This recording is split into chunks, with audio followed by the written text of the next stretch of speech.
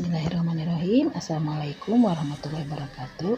Kita mulai pelajaran jarak jauhnya dengan pelajaran bahasa Indonesia pada teks cerita fantasi bab 2 di kelas 7.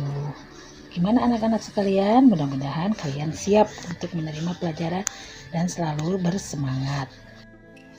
Kita mulai dengan kompetensi dasar, yaitu kompetensi dasar 3.3 mengidentifikasikan unsur-unsur teks narasi dan indikator pencapaian kompetensinya. Yang pertama menjelaskan ciri-ciri tokoh, yang kedua menentukan jenis cerita fantasi dan menunjukkan bukti pada teks yang dibaca nanti. Nah, sekarang kita harus tahu dulu pengertian apa cerita fantasi itu. Coba siapa yang bisa? Nah, benar ya. Contohnya seperti film Doraemon, Timun Mas, Keong Mas, Harry Potter, Ikan Duyung itu merupakan salah satu contoh teks fantasi. Jadi, cerita fantasi adalah cerita fiksi yang bersumber dari imajinasi atau hayalan atau angan-angan pengarang. Jadi bersifat imajinatif ya.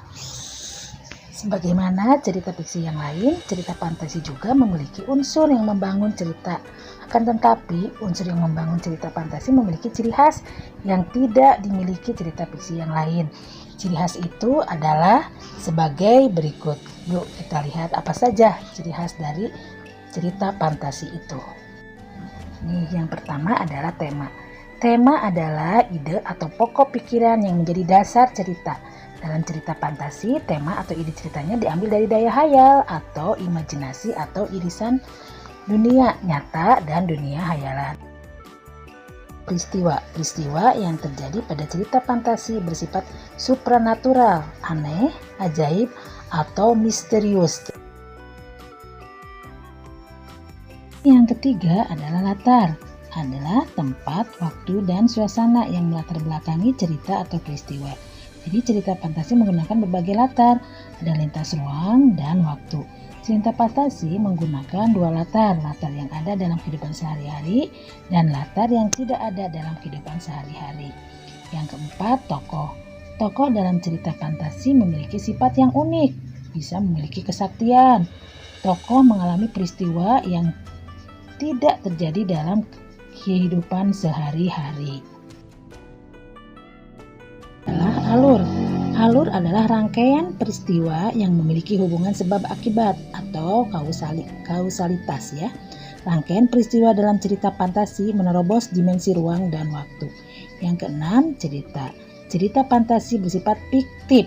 Jadi bukan kejadian nyata ya, atau kejadian nyata yang diberi fantasi. Yang ketujuh, bahasa. Bahasa yang digunakan dalam cerita fantasi itu variatif, ekspresif, dan menggunakan ragam percakapan. Nah, itulah ciri dari teks cerita fantasi. Sekarang jenis cerita fantasi ya. Cerita fantasi dapat dibedakan menjadi beberapa jenis. Yang pertama, berdasarkan kesesuaiannya dalam kehidupan nyata. Ada fantasi total. Fantasi total itu berisi cerita yang seluruhnya merupakan imajinasi atau hayalan pengarangnya, tidak terjadi dalam dunia nyata. Fantasi sebagian atau irisan yaitu fantasi yang berisi ceritanya yang sebagian merupakan imajinasi pengarang dan sebagiannya lagi ceritanya mengambil dari kehidupan yang nyata. Berdasarkan latar cerita, fantasi ada fantasi sejaman dan fantasi lintas waktu. Fantasi sejaman berisi cerita yang hanya terjadi pada satu zaman atau masa. Misalnya cerita yang terjadi hanya pada masa lampau, masa kini, atau masa yang akan datang. Sedangkan yang fantasi lintas waktu adalah berisi cerita yang terjadi pada dua zaman atau masa yang berbeda. Misalnya cerita masa kini dengan masa lampau atau masa kini dengan masa yang akan datang.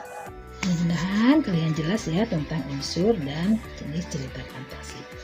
Nah, lalu kalian sekarang setelah kalian berusaha memahaminya, kerjakan tugas berikut ini, yaitu kalian baca teks cerita fantasi berikut.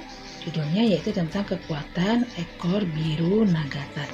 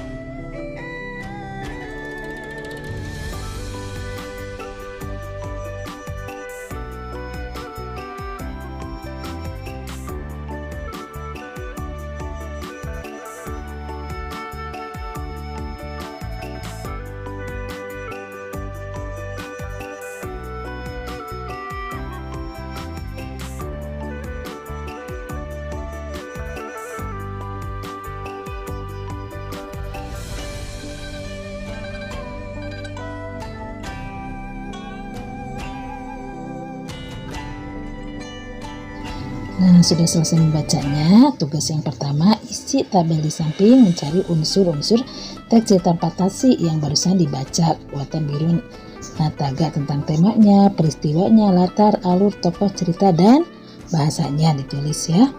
Nah, untuk tugas yang kedua, setelah kamu membaca cerita fantasi dan uraian tentang jenis cerita fantasi di atas, sekarang tentukan ya, berdasarkan kesesuaian dengan kehidupan, berdasarkan latar ceritanya.